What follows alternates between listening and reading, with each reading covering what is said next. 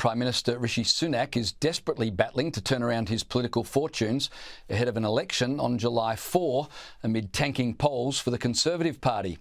And all of this has apparently prompted Sunak's latest proclamation that his party would reintroduce mandatory service, conscription, for 18-year-olds if returned to power.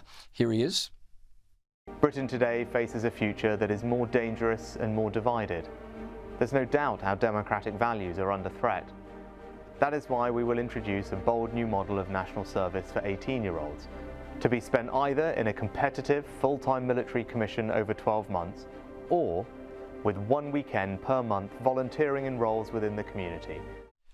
Well, joining me to discuss the latest from the UK is writer and broadcaster Esther Krakue. Esther, welcome. What's the national mood on conscription? I can't imagine this being a particularly popular move, is it?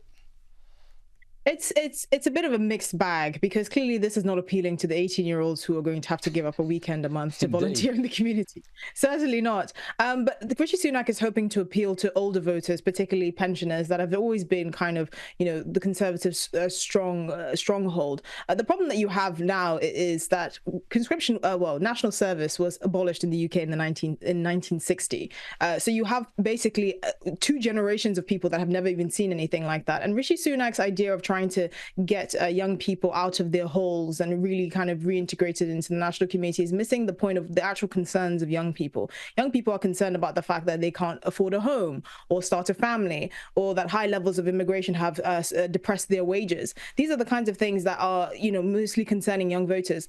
This is what's affecting their ability to have a stake in society. You're asking them to give more when the government and successive governments have basically taken more and more from them. The interest rates alone on paying back your student loans are ridiculous. And most people have to make at least £60,000 a year to even cover the interest, let alone actually paying back the loan. So young people have legitimate grievances. For people like Rishi Sunak to want to ask them for more is a bit infuriating for them. I mean, people like Rishi Sunak, who should have been the adults in the room and not have allowed other crazy adults to tell young people they can change genders and mutilate their genitals and do all these things. They weren't able to rein them back, but they're now saying that they can do more for them by asking them to give up more of their time for their country that they feel have failed them. Yeah, it'll be interesting to see if it's a vote winner. Hey, I want to ask you about blasphemy laws in the UK. Back in 2021, a high school teacher was suspended from his job for showing a satirical cartoon of Muhammad during a discussion on religion. But being suspended wasn't the worst of it. He and his family received numerous death threats, and 3 years later, they're still in hiding. Now, the government is proposing laws to protect school teachers from losing their careers and potentially their lives for the sin of blasphemy. What on earth is going on in the UK that we need these kind of laws?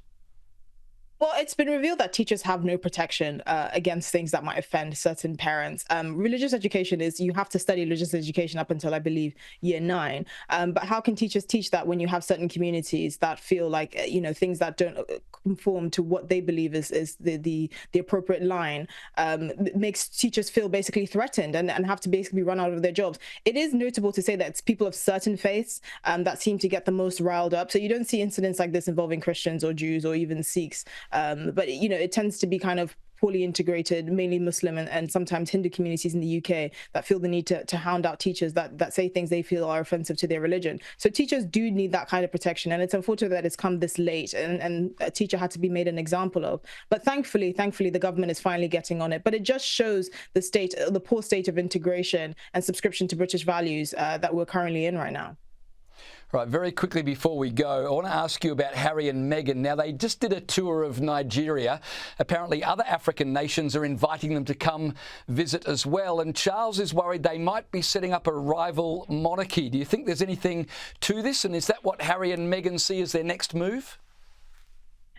Not really. I mean, the question is, what excuse will they have? So the country that we here are trying to court them is Ghana, which is my home country. But Ghana doesn't send veterans to the Invictus Games. So what would be the excuse of having Harry and Meghan there? Is Meghan going to say that she's now 50% Ghanaian, of Ghanaian heritage? I mean, the question is, if they're going to do that, because this is really as good as it gets for them, how are they going to do it, in what capacity, and how many countries will be willing to invite them and potentially offend the royal family? Esther, I'm sorry, Esther, I've got to cut you off. We've just run out of time, but I appreciate it. Thank you so much.